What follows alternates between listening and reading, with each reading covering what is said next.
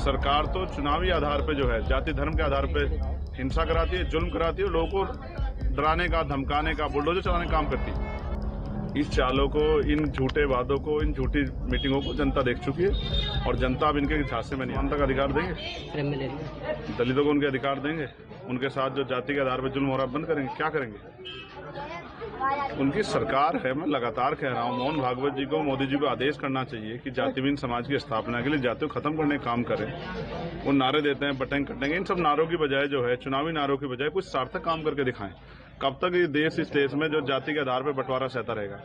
अब उनकी सरकार है, जिस तरह जीएसटी पे प्राइम मिनिस्टर ने आके कहा, जिस तरह से नोटबंदी पे कहा, तो देर क्यों करते हैं? मैं तो चाहता हूं प्राइम मिनिस्टर आज आ जाए और लाइव आके कहें कि आज के बाद देश में कोई जाति नहीं, सब भारतीय होंगे और सबको भारतीय होने पर गर्व होना चाहिए। बाबा साहब अम्बेडकर ने कहा था हम प्रथम द्वितीय भारतीय हैं, हमें गर्व है कि हम भारतीय हैं। लेकिन सरकार उसके लिए कर क्या रही है?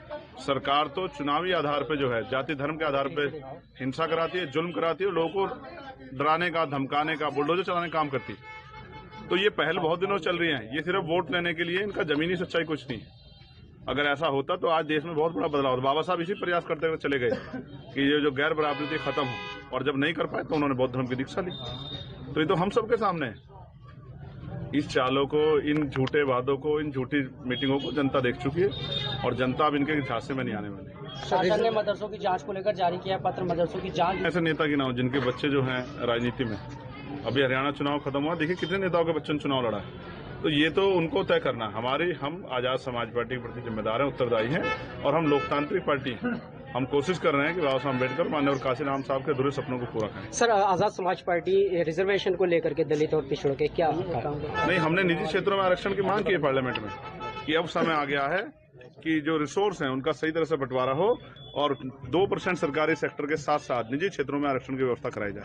अखिलेश यादव कह रहे हैं हमने ठाना संविधान आरक्षण सौहार्द बचाना है, बाबू साहब लोहिया के सपनों का देश बनाना है। देखो, नारे तो 2024 के चुनाव में लगे थे। इन नारों में शायद सच होता तो जनता को महसूस होता कि जनता ठगी नहीं गई है। जनता उस झूठ को इस बार वोट चुनाव में बताएगी।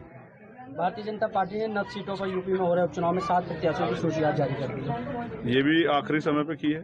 ऐसा क्या हुआ जो पार्टी सत्ता में इतना क्यों भय लग रहा है? अभी जो है जनता ने जो सबक सिखाया 2024 में, इसीलिए बहुत समझदारी से कदम रख रहे हैं और मुझे उम्मीद है कि अगर मिलजुल के लड़ाई लड़ी जाती तो इसमें भी और लोकसभा चुनाव में भी बहुत बड़े बदलाव। सर, आजाद समाज पार्टी के साथ जनता की बात करें, कुंदर की छाती की, तो मैंने आज जो जन सैलाब देखा है पश्चिम उत्तर प्रदेश में अभी तक नहीं देखा। तो इस बात गवाही दे रहा है कि कुंदरकी में हमारे प्रत्याशी और हमारे नेताओं ने बहुत मेहनत की है और उसका रिजल्ट हमारे पक्ष में आया। यूपी उपचुनाव में ऑल इंडिया ब्लॉक में उम्मीदवार साइकिल चुनाव चिन्ह पर लड़ेंगे, अखिलेश यादव कह रहे हैं। ये उनकी पार्टी का, उनके गठबंधन का डिसीजन है।